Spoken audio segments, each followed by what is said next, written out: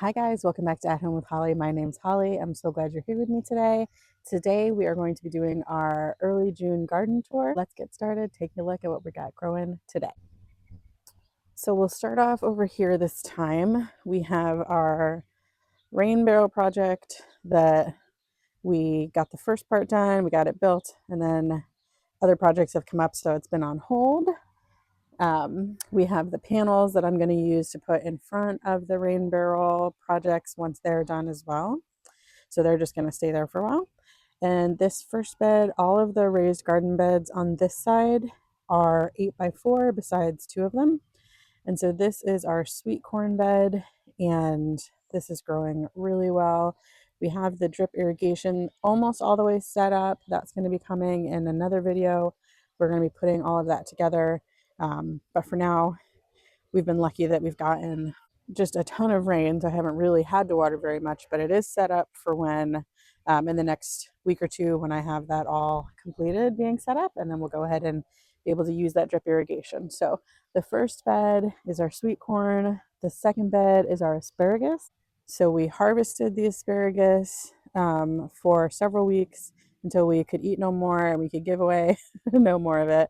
And then we let it grow up. And so it is looking tall and glorious. I think it is way taller and thicker than it was last year. So that's encouraging that it's growing well.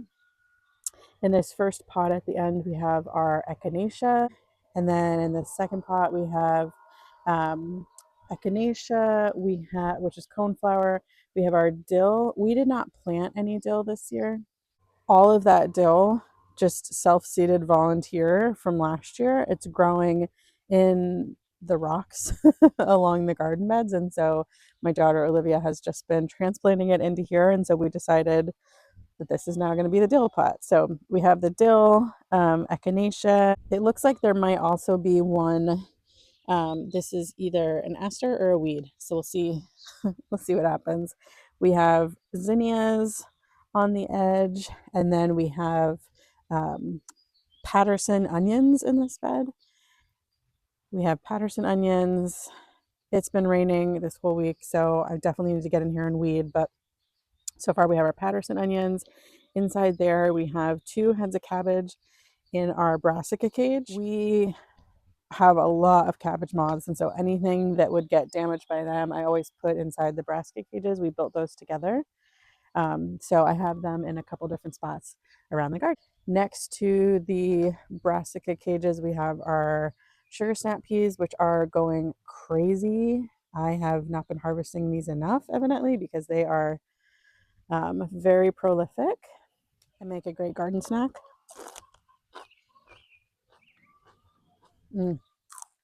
Really good garden snack. In our next bed, we have our cucumbers.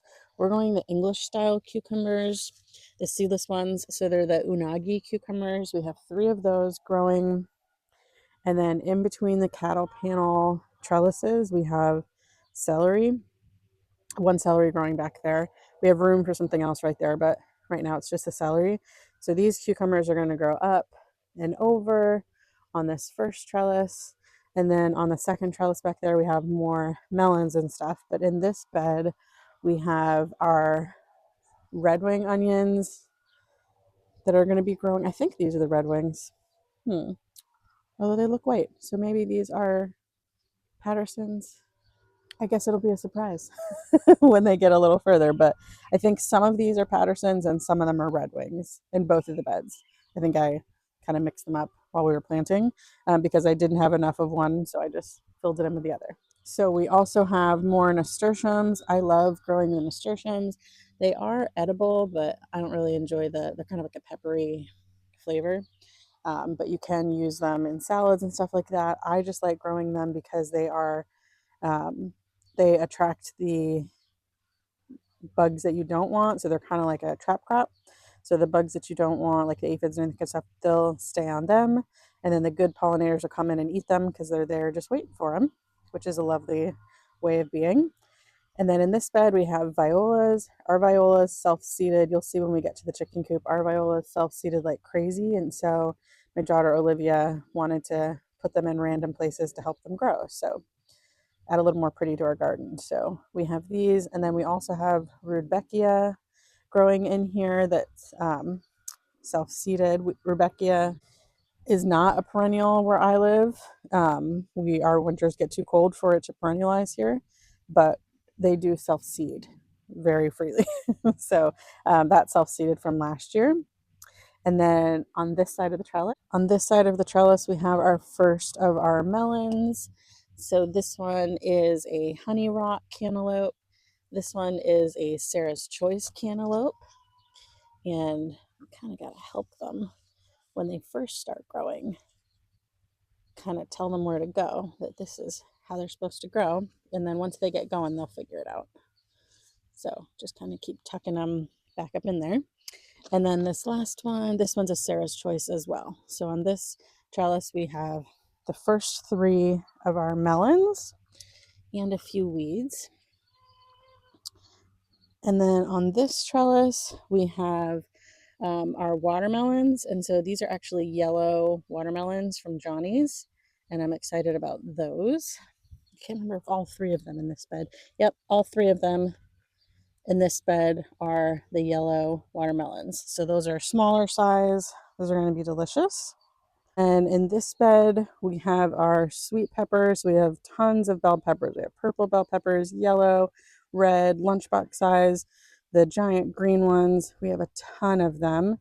And this year, I'm just trying to basically grow the things that would replace me buying them at the grocery store. So we go through a lot of peppers in soups and chilies.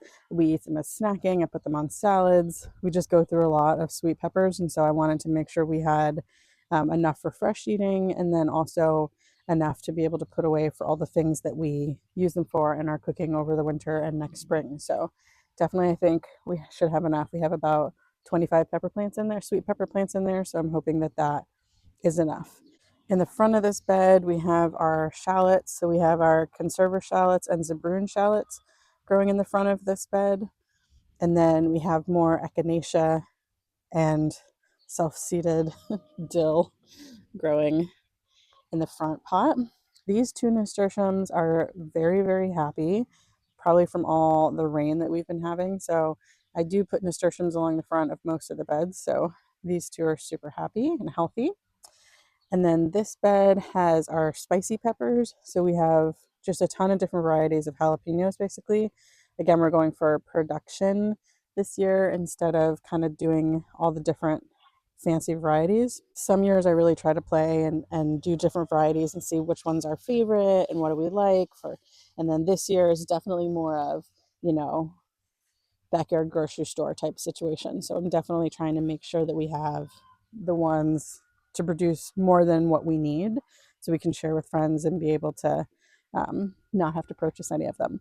So in this bed, we have all of our jalapenos, and then we also have nadapinos and habanadas. So they have the flavor of the spicy peppers without the heat, which is really lovely because I don't love a ton of spice. And then the back of this bed has some garlic chives, some oregano, some thyme, and then our sub pod worm bin for vermicomposting, which is why this bed, the plants are so healthy because they're extra healthy because we have worms that we put our food scraps and stuff in the bin, and the worms go in and break it into worm castings, and then they spread out through this bed.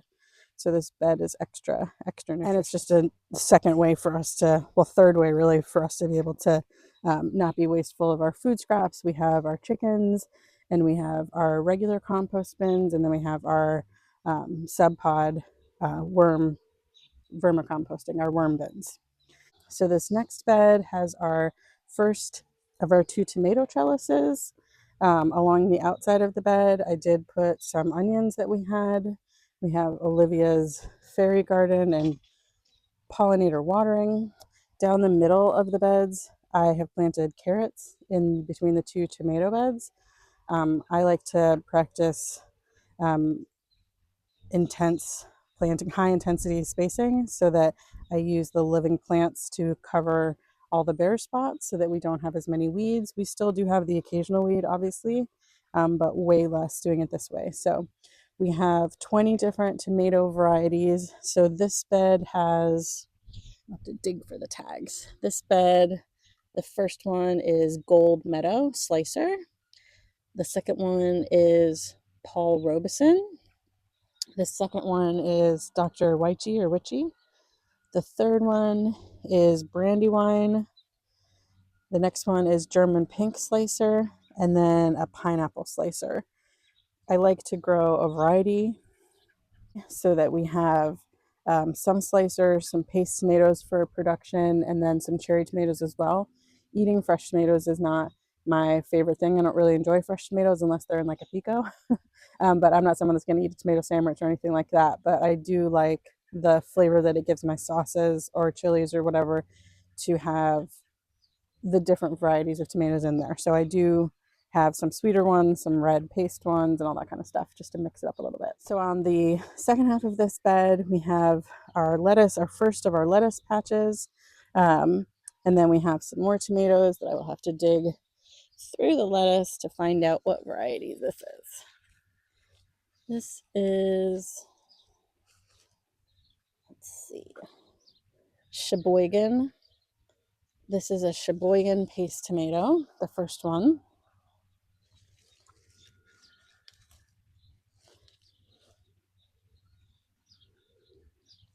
The second variety is a pink oxheart. The third one is a Federley. And the fourth one is an orange oxheart. I love the oxhearts because they do double duty, like a paste tomato and like a slicer. So I love them. Then we have the first of the trellises in these tomato beds, and we have Minnesota midget melons growing in this bed. All three of them look like they're Minnesota midget. And then in this bed on the trellis, we have, let's see, a sweet passion melon, and Kajari melon. Those are our favorite so far, personal size melons. And again, we have our carrots running down the middle. And then the varieties of tomatoes in this bed, let's see. This one is a Granadero, which is a paste tomato. This one is a Inchiardi, which is another paste. This one is an Amish paste. And this one is a Blue Beach. So these are our paste, the start of our paste tomatoes. And again, we have the lettuce and the nasturtium. This is our first of 3 sweet potato pots. So we have sweet potatoes growing here. Now the bunnies have eaten these back twice now. So I'm excited to see that they're coming back. And here's hoping that they don't get eaten back another time. At the end of this bed, I also do have some basil tucked in there, and right now it's kind of shaded out, which is fine because as soon as it gets hot, the basil will go to seed unless it's being trimmed back regularly, and I really don't need the basil yet. I mean, I could be dehydrating it, but there's no sauce being made or anything like that. So I have it kind of tucked away in places where it can get a little more shade. Same thing with our lettuce. I have it planted in places that can get a little more shade from the tomatoes and the carrots, just so that it doesn't go to seed as quickly as it normally would have. So on the back half of this trellis, we have the last of our tomatoes. We have a Jersey Devil paste tomato. We have a striped Roma paste tomato. We have a Sun Sugar cherry tomato. We have a, what are you? You are a black cherry tomato, a champagne bubbles cherry tomato, and a tropical sunset cherry tomato, again with some onions along the edge. Then in this next bed, we have more nasturtium on the end. We have a purple emperor and it looks like a peach melba, maybe, nasturtium. Beautiful. Now this was an experiment this year. I'm growing stevia. I don't know how to harvest it. I don't know how to process it. I got to do some more research, but I had a little bit of space in this garlic bed, which is going to become our fall tomato bed. So I wanted to, just try and experiment of growing that. Again, this is a backyard grocery store garden this year, but every once in a while you do find a little space to experiment and try something new. So I thought that would be a fun experiment to see if we could grow our own stevia, because I enjoy that in my coffee every morning. So I thought that was a fun little addition. So this bed has hardneck garlic, and so you can see it's time to harvest these scapes.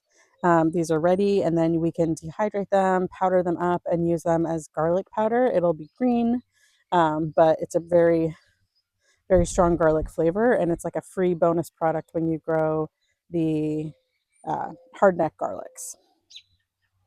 Hardneck garlic doesn't store as long as the softneck garlic, but you do get the scapes, and the cloves are bigger. So it's a trade-off. I don't love to peel garlic, but it's easier when they're hardneck ones. So I tend to grow the hardneck garlic, have a big peeling day where I peel it all, mince it up. Some of them I freeze whole so that I can use them if I wanted them whole. Some of them I freeze and mince up and use it like a garlic paste. So like a ready-made little puck of garlic. So that's really nice to have on hand. And then we have our sunflowers at the end of the bed, just to grow up and add a little bit of beauty in this bed, in this area. Then this next bed has more sweet potatoes. It has some zinnias on the edge, which are coming in beautifully. And then this was our fail. This was a whole bed of elephant garlic that I planted and shallots at the end.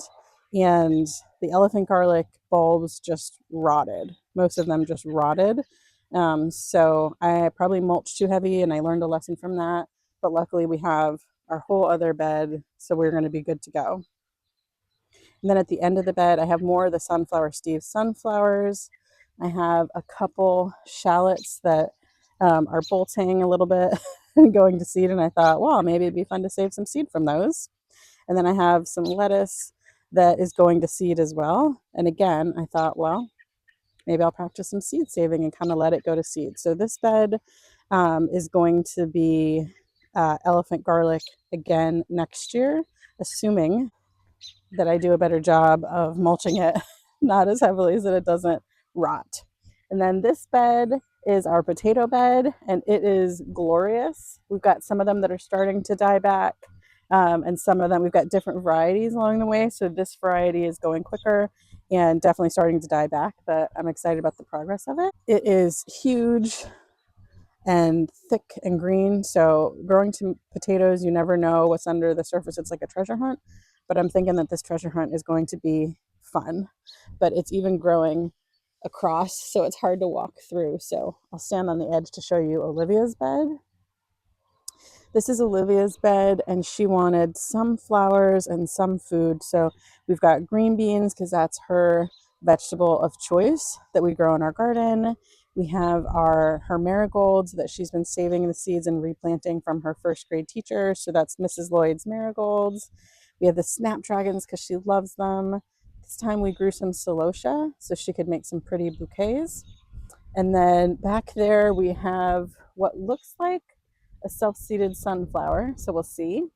On the back, we have some Malabar spinach that will climb and go over the trellis. And then we have a couple extra tomatoes that we had that we put on the edge that will also grow over the trellis that she can harvest. And by the time those are harvestable, these potatoes will have died back and we'll be able to walk through here again. So, and then she has her twinkle lights, of course, on her bed because we have to have a little bit of pretty and some fun. So that is Olivia's bed. And then behind me, we have our row of wildflowers and sunflowers. And this year we actually rolled out these wildflower pre-seeded sheets. Still undetermined. Still don't know whether I like that better than us just hand seeding them.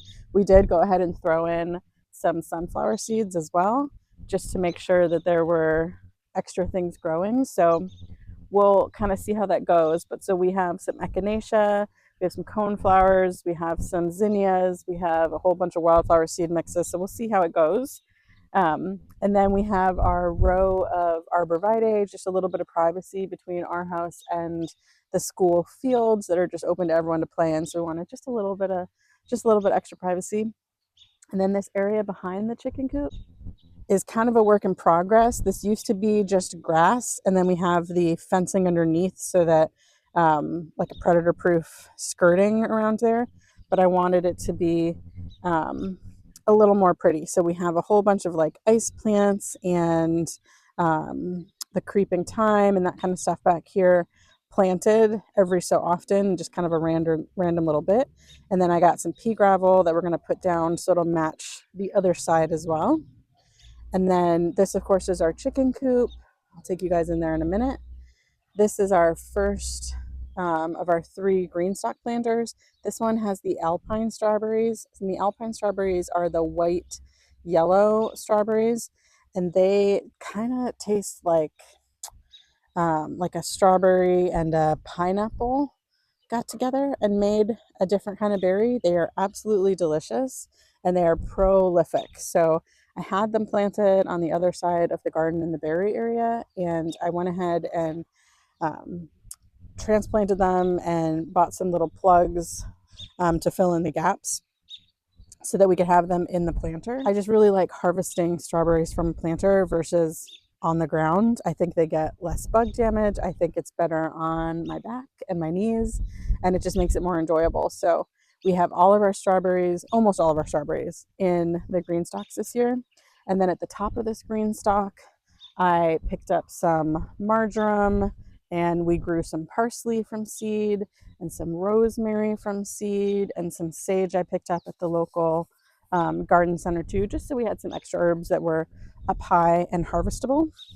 And this is another project that we're working on. So I always use the geo bins for composting, and I wanted to turn this into a 3-bay compost system, but I want the walls to be made out of the same material, made out of the geo bin material, basically. So I'm going to take the geobin material, cut it up into different sections, frame it out with some 4x4s and 2x4s and all that kind of stuff, and make removable slots. So I'll take you guys with me on that journey, but for now I have the posts in, and um, just waiting on finishing up some other stuff so I have some time to work on that, because it wasn't all built in a day. We have to do it little by little. And so this is our second green stalk. This one has our strawberries in it. This is the honey eye. I'm not sure how you pronounce that one, but it has those, and also some transplants, some like seascapes and transplants that I had when I had strawberries underneath the asparagus. I grew those together. It's a very common thing in permaculture to have the strawberries underneath of the asparagus because they make a nice ground cover and the asparagus grows through it, kind of blocks out the weeds. But I did not enjoy harvesting the strawberries from underneath the itchy asparagus ferns. So into the green stalk it goes. And then down here we have bee balm and lavender and Shasta daisies and a whole bunch of lower growing perennials. And then we have our girls, our chickens underneath there, and some eggs. And we have our chicken coop that has our drop down feeder doors, and it has Dutch doors and all that stuff. And then we have our new chickens. Our new egg layers are in the juvenile room, getting to know their new big sisters. So I built a temporary cage inside of the bigger coop, just as this is a trial run. If I like this design, we'll add something a little more permanent and just remove the doors when it's not being used. And I thought that'd be a good way to pen off, if we have a sick chicken or quarantining them or anything like that. But so we have our 5 new girls in there. We have a salmon faverol. We have a true green. We have uh, another Moran in there, a golden Moran, and we have a Delaware green, and I forget the other one. I'll put it up on the screen when I get inside. I'll put all of them on there. But this is really cool. The double doors open, and then also they can go in and out on the bottom, but it's only day 2 of them being in here. and I wanted to be able to kind of monitor when they go back and forth. So I have them blocked off right now, but they have food and water, and they have a perch, and they have each other. So I've been giving them some lettuce, getting them used to the treats that happen inside the chicken coop. And we have the rest of our girls enjoying a little bit of sun and shade and loving their life. So that is our chicken coop. And then we will go take a look at our turkeys and the rest of the garden.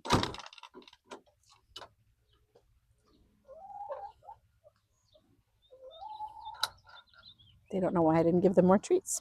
So I do have some daylilies, some beautiful daylilies. I think it's like I don't know how to pronounce it, Astabile or something like that. Just a whole bunch of low growing perennials, and then some daylilies. And we have our violas that self seeded like crazy. And then we do have two hanging baskets as well. And then this is our third tower of strawberries. And again, these are our red strawberries, and they're transplanted from other places in the garden, and they're doing really well. You can see they've got some young fruit on them, ready to go. And then this is our second brassica cage that we're using right now, and this has some cabbage in it. One of them's heading up really nicely. One of them looks like it's not really forming a head, but we'll still be able to eat the leaves, and so will the chickens. Back here we have two artichokes. These are actually imperial artichokes. I haven't grown this variety, so this is a new one to me this year. And then we have our zucchini plant, and it's growing lots of little zucchinis in there, getting great pollination, and we're excited about those. I don't grow zucchini every year because I really hate squash bugs. So I tend to grow it every other year, grow more than we need, shred it, vacuum pack it, and then use it through the first year, and then use it at the end of the year when it's coming up on when I would like to get it out of my freezer. I tend to make a whole bunch of chocolate zucchini muffins, because that's one of my daughter's favorites, and use it up in that way. We're not big zucchini eaters, but we do like zucchini muffins. So, and I do like to throw it in like soups and just things I can hide it in, basically, because it doesn't really have any flavor, in my opinion. Just kind of takes on the flavor of the other stuff around it. So this is our flowering dogwood. So we have a pink flowering dogwood. We have two of them back here, actually. We have that one and that one. And then we also have we got a whole bunch of trees from the Arbor Day Foundation. My neighbor and I, we each got a set of the what are they, saplings, the little baby trees. And they were labeled, and we separated them, and we said we were going to plant them all. And then a couple of them didn't make it. We replaced them. So I don't know if that is a dogwood, or if that is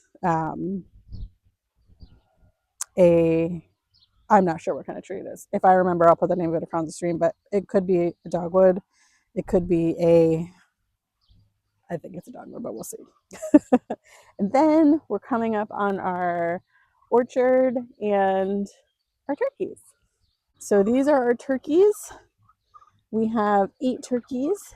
We have the meat turkeys. They're not heritage, they're the meat ones. And we have 3 of the white.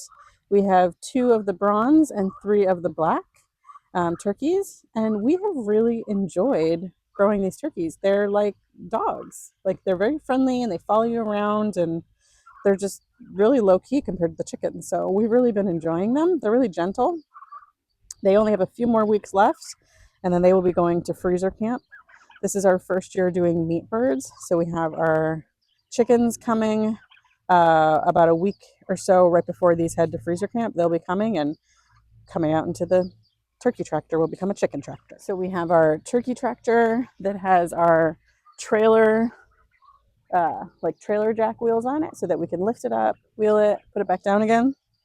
And then we have our Premier One fencing, just a 50-foot fencing that we put around it, just because we do have a lot of possums and fox, that kind of stuff. So definitely want to give them and raccoons and that kind of stuff. So you want to give them a little bit of extra protection, extra layer of protection.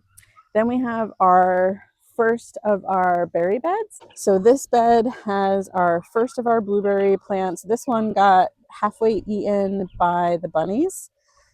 This spring. The bunnies were brutal. And so, but looks like she's coming back. So we're excited for her. And then we have 1, 2 kiwi plants. And the plan is for them to grow up and put a little trellis. And so I'm excited for that to come. So that's our first of our berry beds. These berry beds are 3 by 6, so they're a little bit smaller. And they get morning shade and then afternoon sun. And I love that. This is our next 2 blueberries.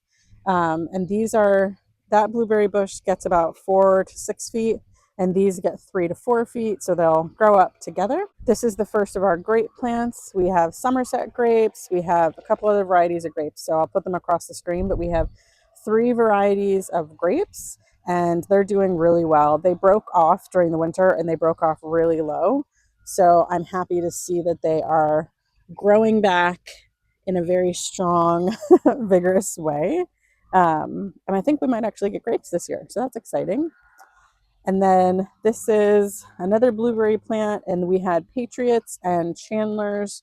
I'm not sure which one is which, but we have those along here. Again, these are 2 more that are a bigger variety. Then we have our jelly bean plant, and we had 2 of these are jelly beans, and 2 of these are, I think, northern or north country. They're smaller varieties. This one, I think, died. The bunnies really did a number on all these, so I don't know if these 4 in the middle are going to make it, but we'll give them a little bit of time and see what happens. This is our second of our grape plants, and again, it is very enthusiastic about its life right now.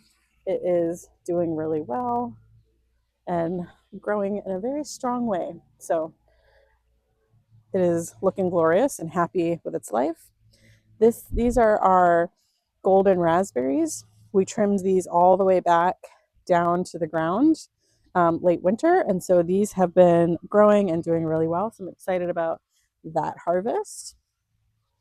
This is the first of our blackberry.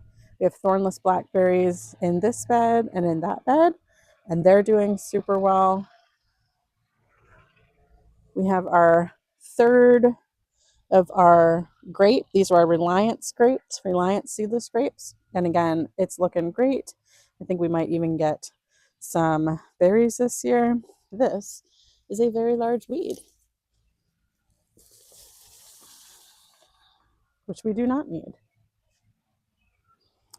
Over here we have our 2 currant plants.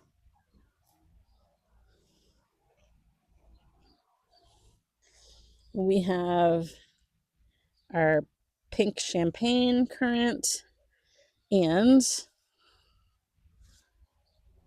our Blanca currant. So I'm excited because we've got some currants growing on these as well. So this will be the first year for the currants.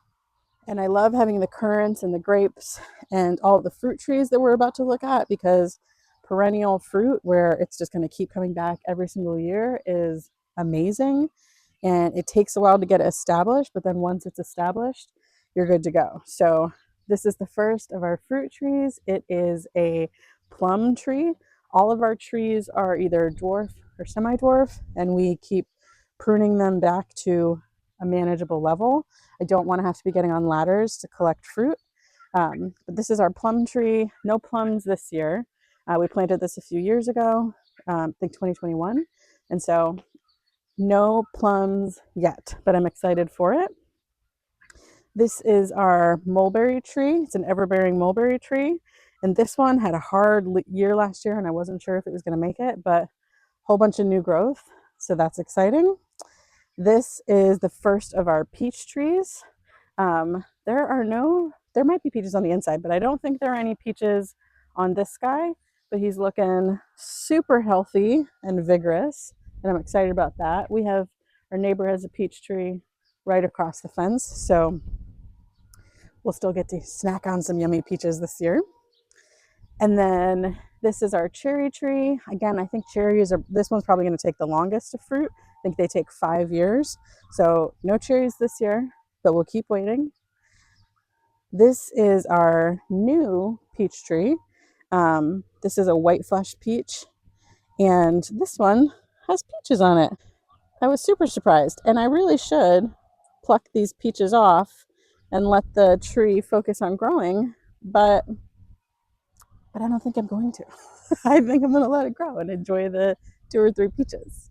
And then this is the first of our 4 apple trees. We have this apple tree, that apple tree, which way? That apple tree, and one inside the fence.